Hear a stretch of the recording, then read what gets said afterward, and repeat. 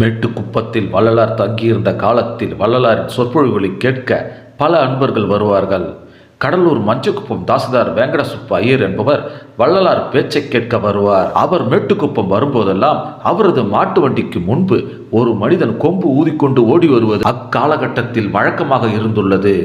ஒரு நாள் தாசில்தார் வந்த மாட்டு வண்டி வேகமாக வரும்போது கொம்பு ஊதியின் வேகமாக ஓடியபடியே ஊதியதை பார்த்தார். கொம்பு ஊதியின் உடல் பசியால் நடுங்கியபடி இருந்ததை கண்ட வள்ளலார் மனம் கலங்கினார். வாடிய பயிர்களை கண்டபோதே வாடிய வள்ளலார் தாசில்தாரை பார்த்து, இந்த வாழ்வு எத்தனை நாளைக்கு இருக்கும்?